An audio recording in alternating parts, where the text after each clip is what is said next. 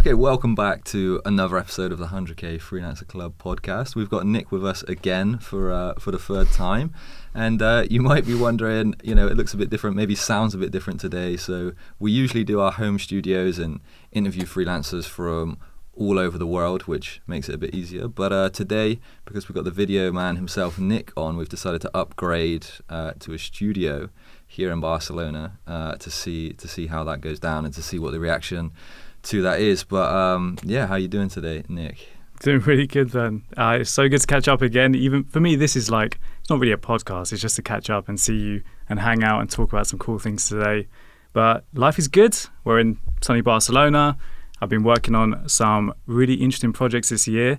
It's been a bit of a roller coaster for a lot of freelancers with the way the world is and the recession and a lot of kind of AI related topics, which I guess we'll dive into today. But I've been on some very interesting projects lately that are currently under NDA. So once they're out, hopefully the world can see them and I could talk about it. But there's some other bits that have been going on in the freelance life with our community and growing that, and seeing a lot of people just come out the other side and have an interesting journey where they're kind of getting into their own voice and they're finding what kind of work they want to be doing. And they're leaning into that. So it'd be great to dive into that today. Yeah, exactly. I wanted to talk to you today about AI in the video world, AI in the freelance world, and is it here to take all of our jobs and stuff like that? Judgment Day is coming. Yeah, exactly. We could dive into that just in a moment. I just wanted to say as well, I think you're the busiest freelancer that I've ever met. You're always extremely busy, and you always have the biggest clients, the biggest and best clients. So you're going to have to spill some of those secrets. Well, I guess you do spill those secrets as well on NK courses as well. But yeah, how do you do that? How are you always working for such big clients? Is it because you've got into that circle and now you sort of stay there and that's where you want to be? Or what's the kind of secret? The secret sauce. Yeah.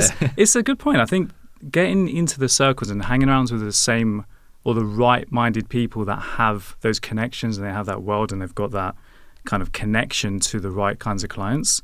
If you're going through an agency, for example, and I've built up a really good relationship with a creative director and their client is like Adidas or Spotify or Samsung, whoever, they've already got that door in there with their client, and I've got a really good relationship with the CD, the creative director or producer. Yeah. So that really helps. And I think a big part of freelancing as well is you're building a name for yourself, a bit like being typecast.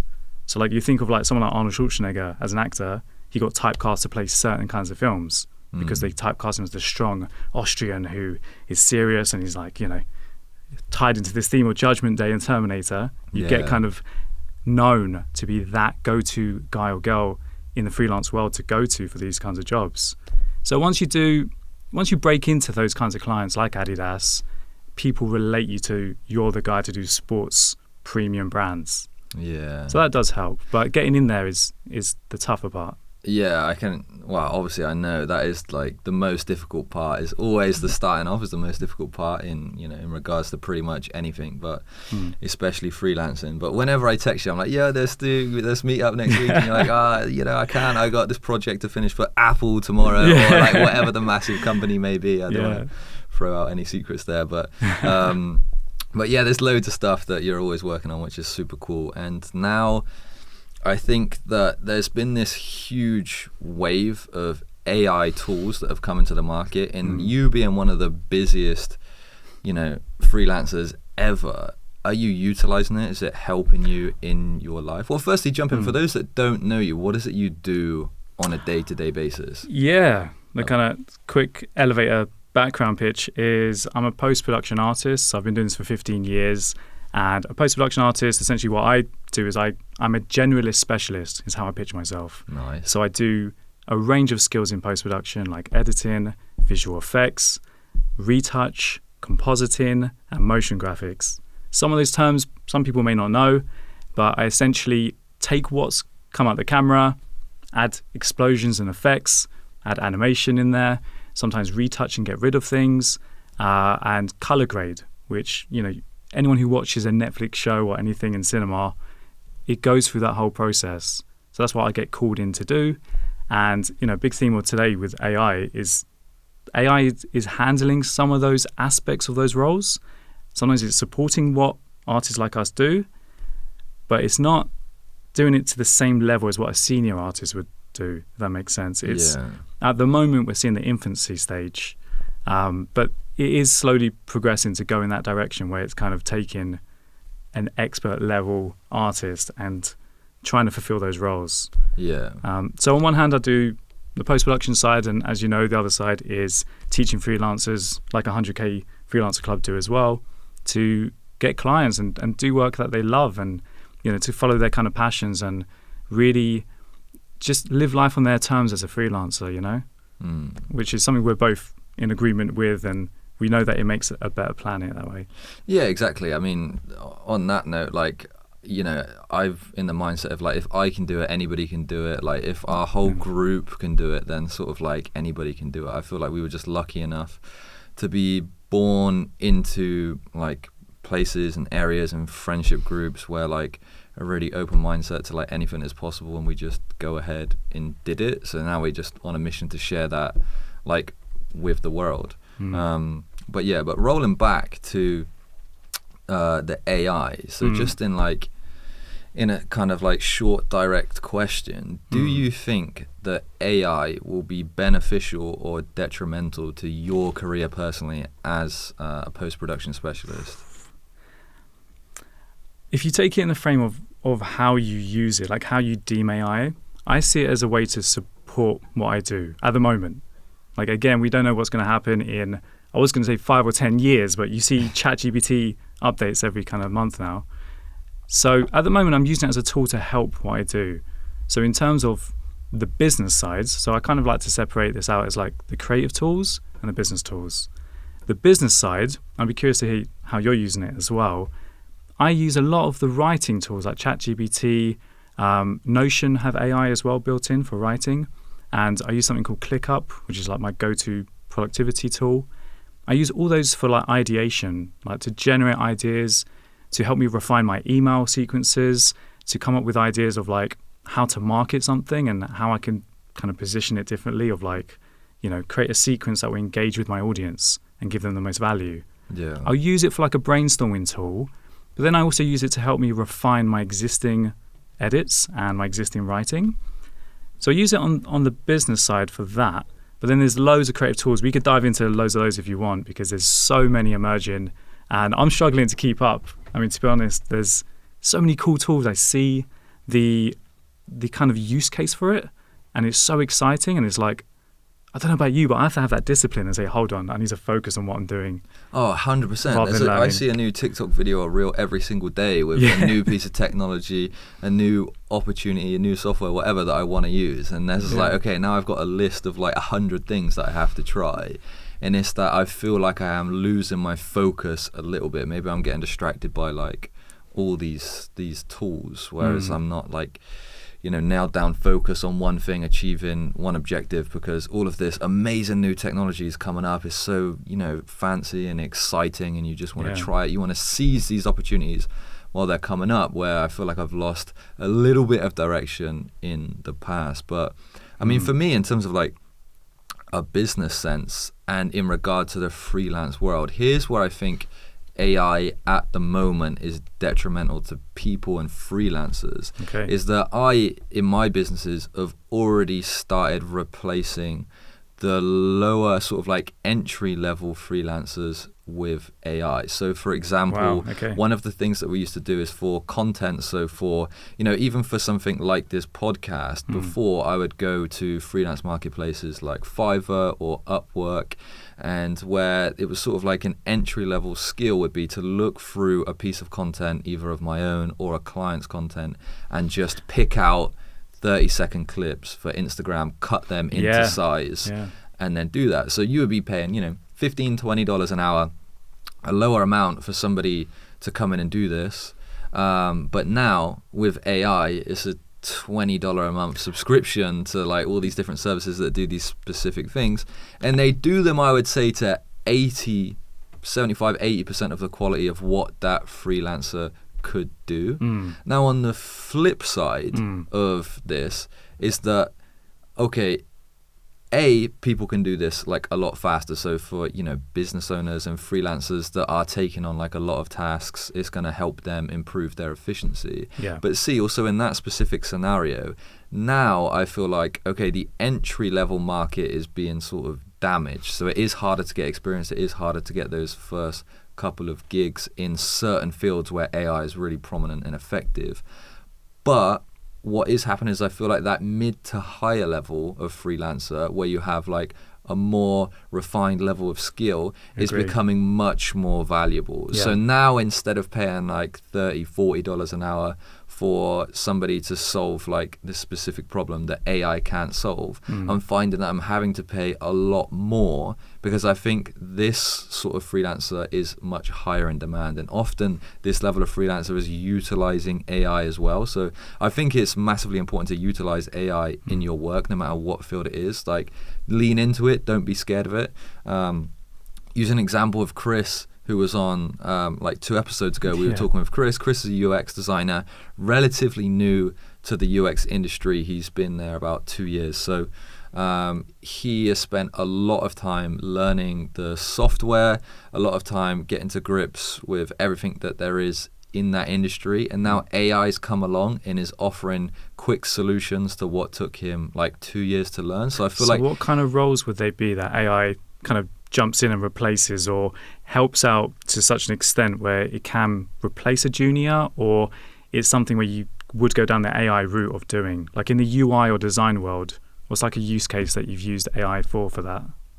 Well, so for in the UI specifically, I think it's about speed of production and inspiration.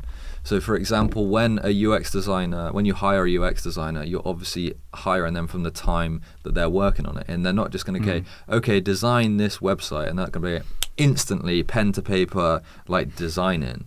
But with AI, you sort of cut down that sort of imagination and creativity process, because, you know, they can think and they can brainstorm a few ideas for a minute, plug that into the AI tools, and the AI spits out that idea. Now, as it is today, like, I don't think there is any AI tool that you could put a prompt into and it would produce a fantastic website that would have a high conversion rate. It would be just ready off the bat. No, that's where like the artistry comes in and the creativity. Exactly. So this is what I was saying to Chris, is like, that's where you need to be. Is like, you're on that level where like you can utilize AI to, you know, get you producing work faster, so you can earn more on a project basis, and then also use it to enhance and reiterate and stuff like that. But 100%. I'll throw a question. I feel like I've been talking for ages. I'm actually learning about the UI side and how AI plays. I'll throw a question your way now. Sure. It's like, how do you think, like, what do you think the state of AI at the moment in the video production world is? Do you see it replacing people? Like, are your peers being replaced by some AI, or are you replacing people with AI? Are you replacing certain aspects of your work with AI? Yeah, I mean, I haven't seen anyone outright being replaced by AI, but I've seen roles where people are using AI to support what they do. And in the best case scenario from that is that if AI takes over a lowercase role, and I'll give you an example in a sec I'll give you a real example. Like I was working on Elvis Immersive Experience exhibition in Saudi Arabia not too long ago. Can I say who that was for? Which eyes? That was for Elvis Presley. That was for Elvis Presley, yeah. So that exhibition, for example, I used AI or AI tools to help me focus on the creativity side, because it was a really big deliverable. It was like a 30-minute concert. It was loads of shots. It was loads of design work and editing and animation. But I used tools like, there was one that, without getting too much into the technical side of it, it essentially scanned an image and created what's called a depth map. So that shows you kind of like the lighting levels, the luminosity, to create, say, for example, perceived distance. Okay. So I had a job to make 2D photos into 3D. Have you ever seen those cool kind of parallaxing effects where it's like 2D photo? Yeah. So with that, I used this tool to scan the image and find what's the background and what's the foreground, and Elvis and people in the front, and kind of create this fake depth of field. It's like a blurred background with people in focus. Yeah. I could have rotoscoped that, like cut it out manually. That would have taken ages.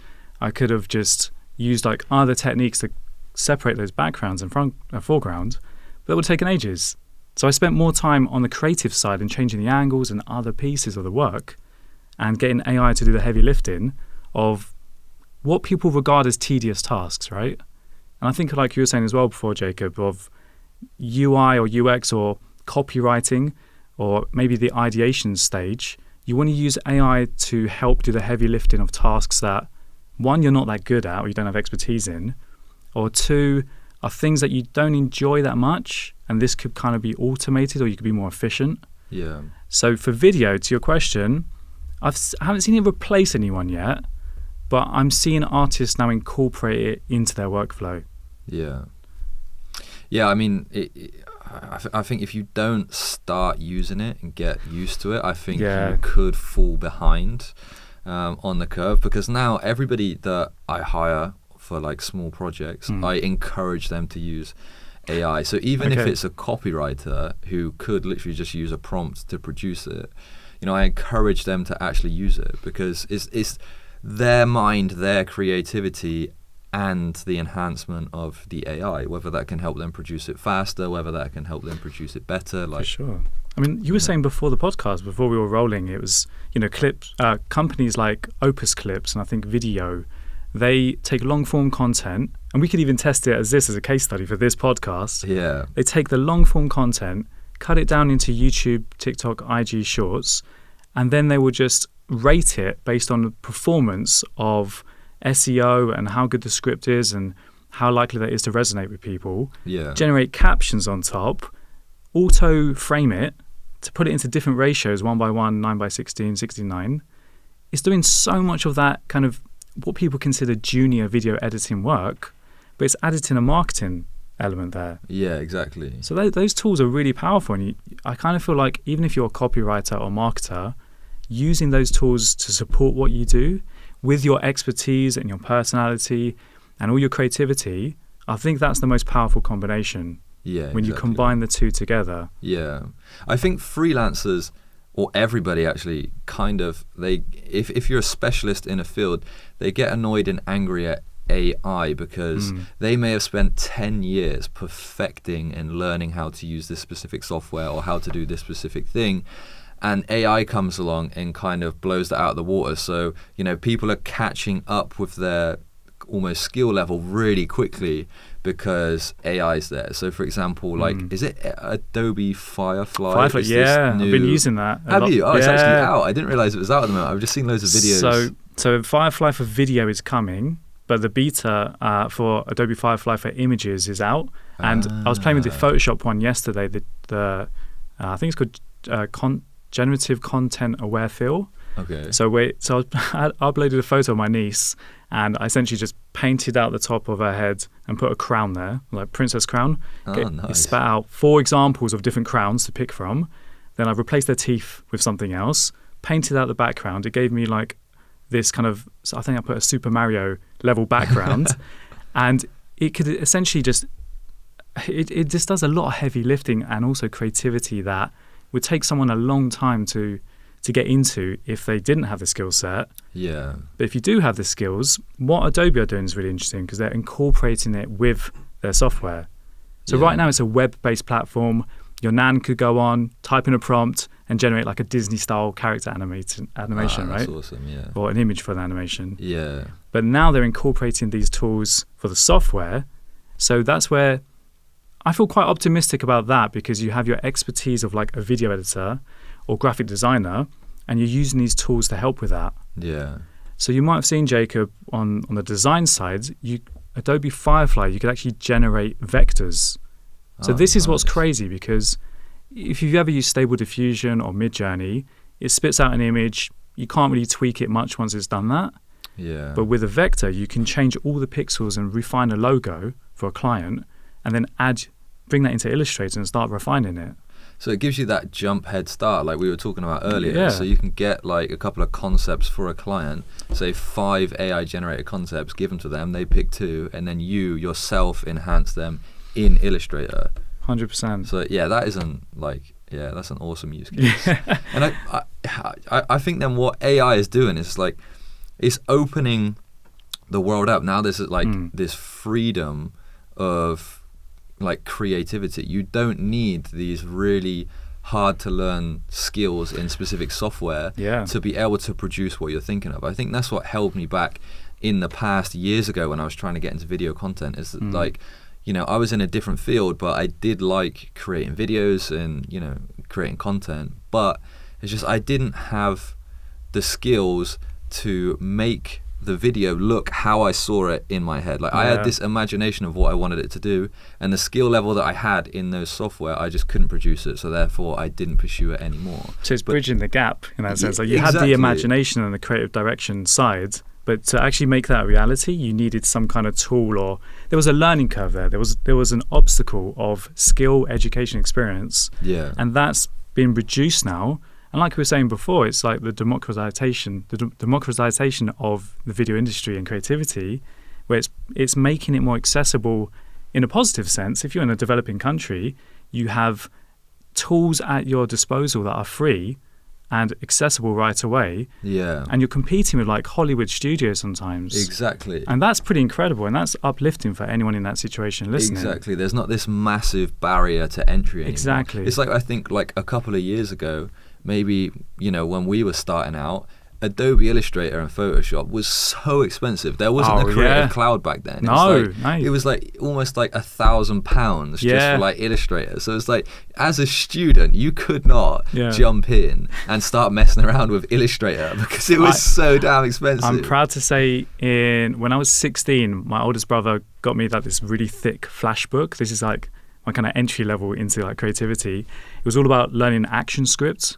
So this was like back when it was called owned by Macromedia. It wasn't even Adobe. It was Macromedia Flash, and I couldn't afford Flash. I was like 16 years old. It's like living on pocket money. So I had to use the 14-day trial of a lot of software like After Effects and Premiere and try and just learn it in that time. Yeah. And sometimes like re-download it again under a different email. And just keep extending it. We were always like trying to hack the free trials. Like you could go into the code of the program and just change the free trial like number. So like, and there's the birth of your coding free trial forever. But yeah, that was like these massive barriers to entry. Now with like most of the AI tools are free. I don't think they will stay like that forever, because I think it's this like testing stage. They need to generate an audience. They need to see if it's like a viable product, all this, that, and the other. But there is that, you know, at the moment, so people can take advantage of that, and I do encourage everybody to take advantage of that. But even so, like nowadays, Adobe, like if you're a student, the Creative Cloud is like £22 a month in England, like for a student, and you get everything on there. So I mean, like you said, that the barrier to entry in terms of like money is extremely low to get into and start competing in these industries, which 100%. Why now more than ever it's so easy to be a freelancer, because the running cost is so low. You've got such little overheads, and like one up from Adobe is if you've heard of DaVinci Resolve, which is a color grading software which is now branched onto editing and visual effects, and that's used by industry standard like Hollywood studios, right? The software, just like this studio, right? Exactly. We're actually using DaVinci now, to cut this live. It's the first time I heard it today. Oh, really? There you go. I mean, this, just to tell you, Jacob, like maybe 15, 20 years ago, when that came about, that software only worked with the hardware, like imagine these massive mixing desks, like in an audio studio. Yeah. That was from $30,000 to $150,000. Oh wow! Just to get that. How much is the software now? I'm guessing like $100 a month or something. The basic version, which has tons of features, is free. Oh damn! And it literally does almost everything as the premium one, but just like kind of all the bells and whistles. But that, like you just said, Jacob, the fact that you've got this accessibility to like having an internet connection. I mean, we bang about this all the time about you just need software like that, some skill set, a niche, some kind of passion you're interested in, some kind of demand in the market, and a can-do attitude, and you can literally you can make a career out of that with such little overheads anywhere in the world. Yeah, and I think people like us and just freelancers in general and curious people, I think they're the reason why these prices have gone down, because there's so much demand nowadays to be able to use these products as an individual. Like before I would imagine that you'd have to get a role in a Hollywood production company to be able to even be exposed to that sort of software. Absolutely, yeah. And now there's all this competition popping up. Like, I know, like, you know, the startup culture is a lot better than what it was before. So there's a lot of competition popping up, but there's also a ton of demand. So the prices have really come down for these types of software to enable freelancers, self-employed people, small business owners to be able to even, you know, have a seat at the table and compete in these markets. Well, to play devil's advocate on that, in terms of the topic of AI as well and democratization, the flip side is because there's higher demand, higher supply, but more tools that can do that with less skills, that could also, and I've seen it, work in the opposite way of pricing, where because these tools and clients are aware of these tools existing, like AI tools, that is then driving the price of budgets lower because they say, oh, well, a copywriter, I could just get ChatGPT to do that. Yeah. So like you kind of alluding to earlier, the beginning, early entry stages, I think are going to get affected harder with that, and we're seeing some of it now. But the encouraging side of that is that you could learn quicker, get better at your craft, put in your personality, put in your creativity, and again, really find your specialism, like find your niche within that, and you could hone in your craft quicker to get to those higher levels. Yeah. Or just pivot. Like, and that's another thing. Think of the new opportunities that are around now. One that, you know, I bet there's going to be degrees soon around AI communication. So how to communicate with AI models. Yeah. I bet within the next, 2 years, there's going to be agencies and freelancers popping up around AI implementation in businesses. I'd seen it already. Like, I was thinking about doing that with Havana Designs. It's just implementing like one new service, which is AI implementation in your business. Like, we take a look at the business, how can this be improved by AI, and we implement that for you. That's a solid idea. And then, because there's like, it's new, it's fresh, there's a lot of demand for it. Clients already ask us all the time. It's like, how can we get AI to do this? Can we get AI to do that? And you could set them up with that and just make them a custom workflow for like the right tools and plug them all in together. Yeah, exactly. That's a great idea. Yeah, and the thing is, like, I don't even think you would need to know that much about AI to be able to implement AI, because you can ask AI how to do it. The irony, the full circle of like, you don't know how to do something, then ChatGPT or Bard or something will just help you out. Yeah, exactly. I've met a couple of developers recently, new developers, that have told me, I won't say any names, but they've said, like, I couldn't do this job without AI. So there's people that have got into the development game recently in the last year or so. Really that new? Have decent jobs or are a high-paid freelancer because of their quick adoption to AI. Wow. And it's how it's like basically accelerated. But that is, I think coding is one of the fields which has been advanced the most by AI. Like, you can benefit the most from the current tools that are out there. It's a lot on in terms of your field that you're working in, the ones that have been hit the hardest are also the ones that have probably incorporated it the most. So like, copywriting and coding are heavily used by AI, right? Yeah. But like you just said before, if you pivot or incorporate that and adapt that into like, where's the market going? Like, what's my client's needs now? Like, where are they actually gravitating towards? You can start to actually use that as a massive advantage rather than something that's taking your job. Yeah, exactly. Like, I always come from the stance of like, here's this thing that's happened in the world. How can we maximize this? How can we revolutionize this and incorporate it in our life rather than just a negative thing and saying, I'm not going to get into that. It's like the .com era, like with the internet. People were like, don't want to get into this. Have an email. That's crazy. People messaging me through my emails. And you have to, I was speaking to someone on LinkedIn and he was like, adapt or die. He was the kind of like, he's like, when he said that, it kind of made me think that you do have to kind of be aware that there is some kind of adoption phase. Yeah. There's resistance in the beginning.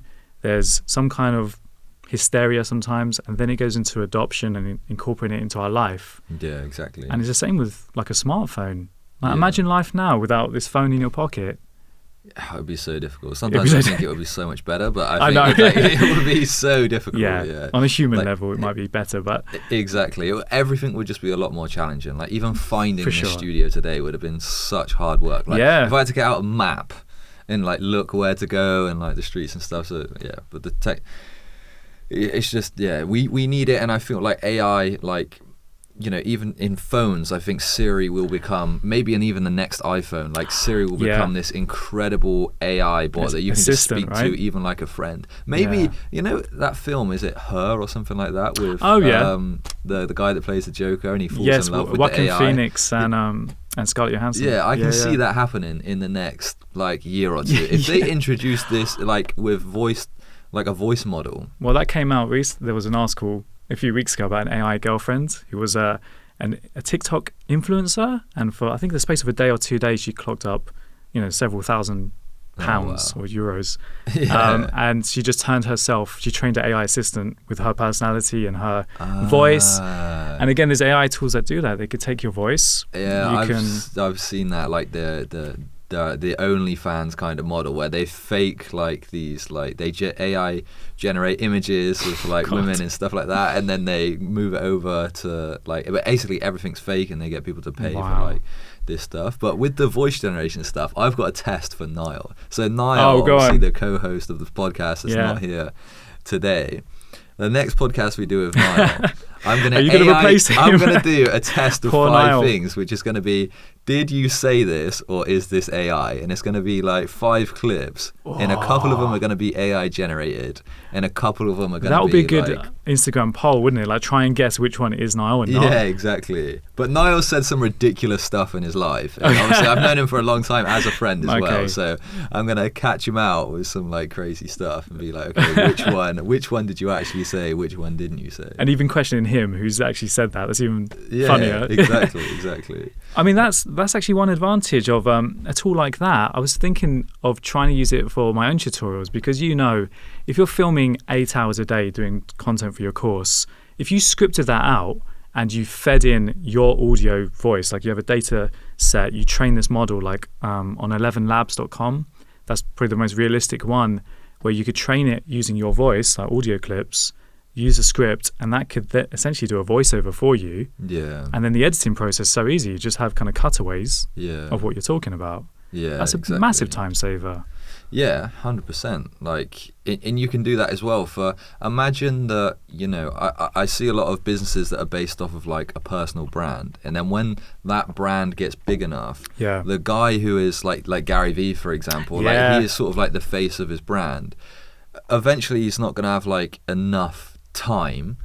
So he can just say to, his video editors and the people that create the content for him, just say okay, use AI to do it, and then they just have the rights, the license, because they're working for him, to create Gary Vee content without Gary Vee. And I think we'll start to see that a lot in the next couple of years, because imagine we're trying to grow our Instagram, our TikTok, our YouTube, and I'm busy with a lot of stuff, so filming does take a lot of time. But if I could just hire a freelancer to make videos of me making content, and I'm not even there making the content, but it's indistinguishable, why wouldn't you do that?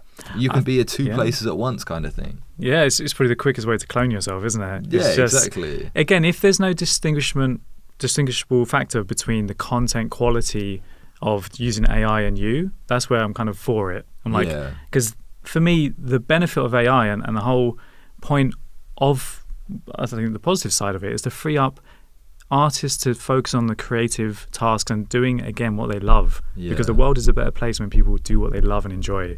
So if AI can reduce redundant, tedious tasks in the world, that's great. If it is replacing jobs and it's something that someone genuinely loves doing, that's a bit of a sad thing. So it is a bit of a finite balance. But if we could eliminate tasks that we don't enjoy, and it gives us more time and resources to put more energy and love into what we do, I think that's a good thing. Yeah, exactly. And I think that comes down to a massive thing, which is opportunity cost. Yeah, of course. So I think right now, the current state of AI and the tools available, you have to look at it in terms of opportunity cost, because AI at the moment isn't fantastic. It couldn't produce this podcast, it couldn't produce this exact podcast with the things we say, with the errors, with the inhuman perfections. You just have to make mistakes and if something's too clean cut, I think that's also, for me, it's off-putting. Yeah. You have this term called the uncanny valley, which is when something looks not quite human, and when something's a little bit off, you're watching a film. I've seen that, yeah. So that's where if you have a robot that looks like a robot, where it's just like a tin man, like just completely metal. And it's programmed to smile like now, and like it's just programmed for expressions and reacts like this. And and like where like if it's made to look unrealistic, like it's like the Iron Giant, for example, that doesn't look freaky. But then like the Facebook robot, where they tried to make it look like a woman, but it looks like 80% human, like but something in your brain, and there's something telling you like register. this is scary, like this is weird. So I think AI is kind of in that state at the moment with like content creation and stuff like that. But I feel like the opportunity cost is like, I'll use a specific example of like our stuff. So in the last week, 2 weeks, or about 2 weeks now, we've been producing content every day on TikTok, Instagram, YouTube stuff, just to try out and see how that's going. But that takes a tremendous amount of time. Like honestly, it takes hours every single day. And then if you apply that to, okay, like the hourly rate that you work for, maybe I can generate, you know, $100 to $200 per hour. So if you look at, you know, 3 hours worth of work, that could be, you know, $300 worth of time on something that is not generating money right now. It is not generating, you know, too much success right now. It's more of like a long-term project. So AI can produce that kind of content for me, not for me, but speed up the process. So that is it Opus.pro or the Opus.pro or whatever it's called. We used this the other week, and basically you can put like long form content in there. So like a 40-minute YouTube video of a podcast, and it rapidly cuts it up. It shows you potential reels already made that you just have to click download, and it gives you like a score and everything of how viral. But it's also captions it. It's subtitled it. It does everything that we already do, but just does it instantly. Now, I personally don't think that the stuff it gives you is amazing. I think it, because it kind of cuts stuff. I made an Instagram story the other day, like on 100K about like the errors it makes. So it's like there's a podcast between me and Niall. And like, I think it wants to, in a podcast, it wants to show two faces to show that it is a podcast. So it would just cut to me randomly like staring into space when like Niall's talking and stuff like that. Again, so, human like, decisions like that, you need an editor. Exactly. And that's why it goes into, when you go into more senior level roles or like feature films, for example, you normally have more specialisms. Because if you have a senior editor who has experience with storytelling, they might cut to you in that sense if it's got a purpose or intention. But the AI will just never distinguish that. It will just be like, cut to this person because it hasn't shown this clip in a while. Or this angle. Exactly. So what it's producing, like what the AI producing isn't perfect. It's like maybe like 65-70% of like what I could personally create. But by taking that 65% content and posting it, I've saved 3 hours worth of my time. So at this point in time, it's beneficial for me to do that. Yes, I'm not producing the absolute best content possible, but I'm also saving time to be able to put that elsewhere. Of course. And so it's kind of that like opportunity cost. Like, do I take the reduced quality in this to be able to put more of my time and effort onto something else which may be, you know, more rewarding? It's that kind of Pareto's principle, kind of 80-20 rule, isn't it? Of like kind of putting 20% effort for 80% of the results. And that kind of makes sense. Like if that takes you over the line to get the content out there, you know, done is better than perfection. So if you can just get it out there, get feedback on that, refine it over time, that's something's better than saying, I need 3 weeks to like go and produce that video. You might miss the boat. No, exactly. I feel like that's happened to me loads of times in my life. Loads of times. But now I feel like when I made that decision, I'm going to make content every single day, and that went so well for us. Amazing. But some of the stuff tanked. It did. Like some of the videos went horribly, like 1 or 2 views, you know, and it was just terrible. Kind of embarrassing, you know. Why do you think that is though? Well, this is like the point I wanted to make about this is that like I've learned from it.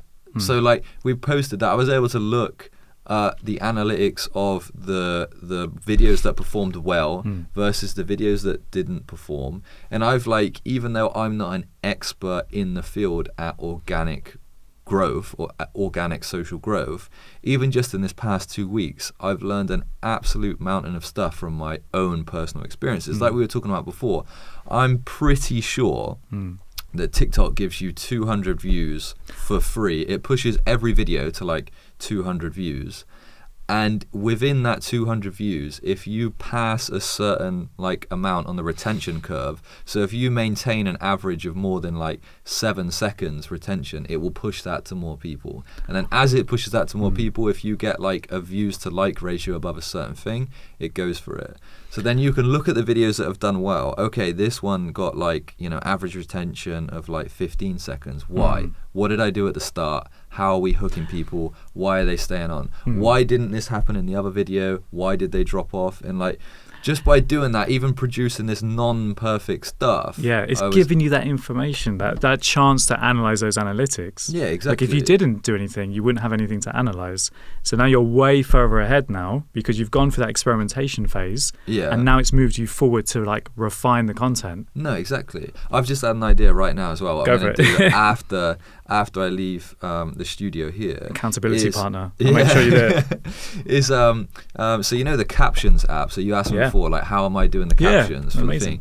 the thing? I've never seen something so accurate in my life. Is that you put the video into this captions app and it puts the captions in like second by second, and it's always like 99.99% correct. Wow. Like all of the time. It's crazy good. But the idea that I just had was so like I'm analyzing myself. Why isn't this content working? Why is that content working? Like, and I'm trying to do like everything myself. But I can just, with this captions app, it gives you transcripts of the video. I know. I can get all of the transcripts of the video, put them into ChatGPT, and basically say, okay, this video got this result, this script got this result, this script got this result. Why do you think this is? Analyze the difference in the scripts and see. I mean, that's brilliant. Yeah, exactly. So then I'm going to get the perspective of AI, which is like really logical, versus my creative brain. And I can use those two things together to come up with a better reason as to why these videos are performing, why these videos aren't,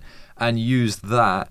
And you can also, it saves the chats, right? So you can keep that in there and say, okay, based off of this information, I'm now creating a TikTok reel for a TikTok video for, invoicing clients. Here's the script that I've written. Based off of this, what would you suggest to improve it to increase the retention rate so the video goes viral? That's brilliant. And because it's connected to the internet now, I wonder if ChatGPT now and ChatGPT 5 coming out soon, if it actually knows the algorithm and it knows how it works. So good. Because then it could tie in, like you said, the logical side. Yeah. And then try and come up with a script for that. Then add our creativity human side to then refine it and make it something that will connect with people. Yeah, exactly. Like I think as soon as this is properly connected to the internet, that for this kind of stuff is when it's going to go crazy. Because now when you ask it like about TikTok videos, it says my internet was cut off on 2021 September, whatever. So up to this point, I can tell you that you need to use 3 hashtags on TikTok or whatever. So it's pretty limited, and the way that the algorithms change basically month to month, like it just can't compete with like humans at the moment, because you've got that up-to-date information if you're like a content advisor or whatever. So you've got that edge at the moment, but I think as soon as it's got up-to-date information, like that's when it's really it would be a powerful combination, right? Yeah, exactly. I can't wait to do that. I love that idea. I'm going to borrow that. Yeah. And all the listeners. Yeah, exactly. I think you can just, I've probably said this a million times before now, but like using it for inspiration in ideas.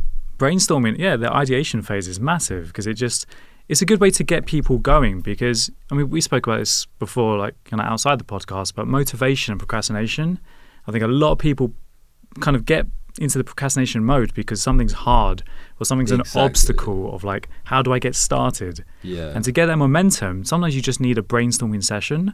Oh, definitely. And I love using ChatGPT to like just knock out ideas. It's like working with another person. Yeah. And what I use it for as well is, I might say I need an idea for a video for, this topic. But it spits out an idea that is terrible, and I know it would never work or go viral, But the thing is, it's a starting point for me. And once I've got that starting point, I'm gone. See, Otherwise, getting to that starting point, I might procrastinate for hours and hours and hours. But once I've got that starting point, I'm on the way. So even if it gives me a terrible idea, it'll push. It's like, do you ever have conversations with people about your work that they don't know anything about, like, the field that you're in? For sure, yeah. But they're just randomly chatting to you and they're trying to help and give out ideas, and like 99% of them are terrible ideas, but then they give that one that's like kind of okay. You grab it as a starting point and then you're off. You know? That's what I feel like AI is at the moment. Yeah, it's just like you say, it's just that way to encourage you and just spit out a brainstorming session and you just run with that idea. And it's like a soundboard. It's like, even if you speak to your partner about an idea or a family member, like you're saying, that will just give you some kind of thought process that's different to the one that you're stuck internally. Yeah, exactly. Because in your head, you could have those conversations, but if you haven't got someone to challenge you or bounce feedback off, it can be hard to kind of progress that idea forward. Yeah, because you might get tunnel vision, just stuck in the same. Yeah, just going through the same feedback loop over and over. Yeah, exactly. Oh, one of the things, this might be a bit random, but one of the, like, how fast the industry is changing at the moment is we were building a course on 100K for no-code web development, because no-code web development is one of the easiest skills to learn with, like, the most highest paying rewards. Cool. So, like, that ratio is, like, perfect for beginner freelancers. But we're mid through that, and then we just completely changed it because now it's AI web. So you've had to pivot yourself. AI web development, yeah. So we've had to pivot that in because now this new opportunities come in. It's like you're not, you know, you can produce way better results way faster and get more money by using AI to build sites for your clients than just building it yourself with, like, the no-code tools and, like, the drop and drag builders and stuff like that. So I feel like, I mean, yeah, have you got an example of that? Like, is there anything happening in your industry where you feel like, okay, I'm working on this, or I'm working with this client, and then I've had to scrap the production that I'm doing in Adobe or whatever because now this new AI tool is going to allow me to do that 6 times faster? Maybe not. I mean, for me, it's more changing techniques. So tasks I used to do manually now can be automated through AI, or do, like I say, like 90% of the heavy lifting, right? Yeah. So, I mean, there's some crazy things coming out. I mean, like you said alone, the whole Adobe Sensei, which is their AI, and Adobe Firefly, like that whole captioning feature where they can now transcribe an entire podcast, for example. You could tie that into another plugin like Autopod, like we were talking about earlier, to multicam cut that automatically based on who's talking. If I was to do that per angle, that'll take me, hours. Yeah. So you can chuck it into, a tool like that. I could use another tool I use called like Time Bolt to take out all the pauses in between that podcast and make it really tight, automatically cut the angles, automatically generate the captions and subtitles, and then I could use like the auto reframe and position that into different ratios, like, for social media. So again, things like that, some people see that as tedious tasks that have less creativity, like subtitling. Let's be honest, it's not too much of a craft. It's something that's more of a lower skilled, or regarded as a lower skilled job. But the higher tier stuff, I've seen some crazy things recently. Like, I don't know if you've heard of one called Wonder Dynamics, where I'll hopefully explain this in a way people can visualize unless we cut something in for the video podcast. But it essentially can take your movement, Jacob. You could be dancing with a friend who's moving, right? You'll take your motion capture from that. If you've seen like an Avengers film, right, like behind the scenes, and you see like Spider-Man in like a ridiculous outfit, right? The black suit with the white bubbles. The little white bubbles, like Tom Holland's jumping around. Yeah. It can take all that movement from just normal footage of you, no suit. It can replace you for an AI character. So you'll put in like an alien and rig it all up and animate it, the speech and everything all synced. It will replace the background behind you, because if you imagine, to take out that character, you have to like cut them out, right? Yeah, exactly. So this will replace them, composite them in, as in match them to the shot, and animate it all in seconds. Yeah. So this is incredible. Massively, it's kind of like avatar level VFX in a web browser. Yeah. But this is mind-blowing that we are in this generation now. Yeah. Like, it's an exciting time, and I understand why some people are scared when they see this. But if we embrace it and help it to make us more creative and focus on the storytelling or compelling ideas, I see it as a good thing. Yeah, exactly. I mean, it's just helping you, I guess we're almost at a point then when you could create a film like The Avengers in your bedroom. And Yeah. there's got to be people around the world that are absolute geniuses, film creation, or like they have the best idea for a film. But if it wasn't for this, they would never have the opportunity to go to Hollywood, pitch the film, create the film, anything. Exactly. But now, maybe not right now, but in like a couple of years, they could be able to produce these super high quality films just from, their bedroom, the street, wherever. That's a beautiful thing. Like you say, some people that may not have all the skill sets, but they've got the intention and the idea and the dream. Yeah. Then that's going to be amazing. It's going to open up so many doors. And, I guess for us as an audience member, we have to filter out the quality content. Yeah, because exactly. you don't want an influx of noise. No, exactly. One thing I've worried about is getting more into the content game at the moment is that, okay, we're making a lot of content. We want this to be like a big traffic source for us in the future. But obviously there's a lot of competition around just from other humans at the moment in terms of content. Like, think of how many TikTok videos and Instagram Reels are made every single a noisy day. world, Millions, right? exactly. Yeah. But then add AI onto that. Like, what if there's just an absolute wave of indistinguishable videos that now there's just 100 million videos a day instead of 1 million videos a day, because there's so many AI bots creating content, and they know exactly what people want to see because they can analyze the data in 0.1 seconds, where it takes me a week to analyze the data. I've been thinking about this, Jacob, and I think we'll also go full circle where we're going to get good at spotting what is AI content, even if it's what the AI thinks we like. We're going to get good at spotting the content that we've seen over and over and is becoming redundant. And we're going to look back at creativity and a human touch. Yeah. And that's why, I don't know about you, but for me, when I see like mid-journey creations, like 3D creations, in the beginning I was like, this is amazing. Like they've done a Disney-style character animation or like a manga-style image in supposedly seconds. But like that kind of wore off for me. I'm not impressed by it now. Whenever I see an AI-generated image, I'm like... You know it instantly, don't you? It takes out the craftsmanship. And when you know someone's been there painting, like, and putting their blood, sweat and tears into, like, this paintbrush and their skill and, like, 50 years experience, I don't know, I feel like that has way more value. Oh, definitely. So I think we're going to go full circle in that sense, and same with the content. Yeah. And as well, I don't know if AI will be able to produce original ideas on their no, own. because the data set trained on previous artists, so they'll they'll be able to take, like, AI will be able to take components of successful videos and mash them together.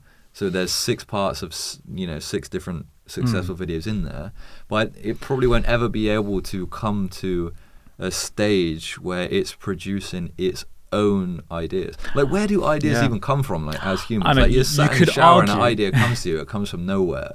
I know, in some ways we are a form of AI, that we're like assimilating information since we were a child, right? Yeah. And if we have a favorite artist or content creator or multiple, you're taking ideas from each of those and mushing them in together to express yourself, right? Yeah. But with that, you've got so many more variables that AI doesn't have, of like our individual experiences.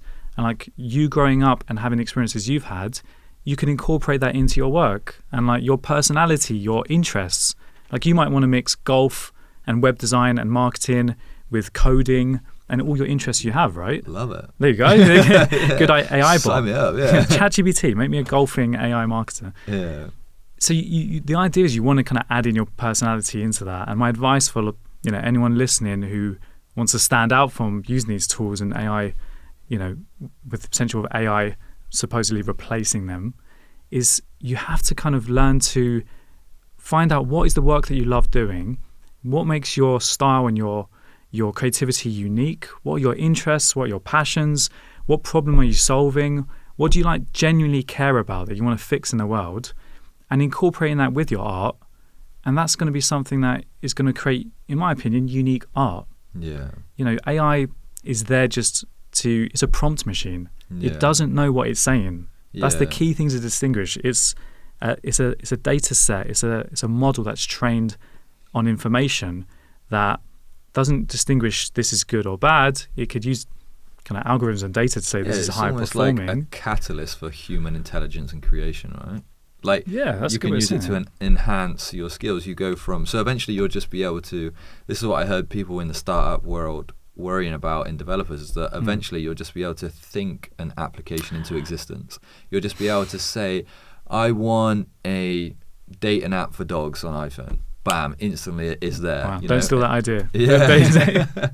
I guess with Neuralink, like Elon Musk's kind of side projects, that thinking ideas and linking that to your brain and hooking that to ChatGPT, that would be pretty nuts. Yeah, exactly. But I can see we're running out of time here, so I want to just end on one question. Sure. Is that for a post-production freelancer getting into the game today, how would you recommend they start utilizing AI?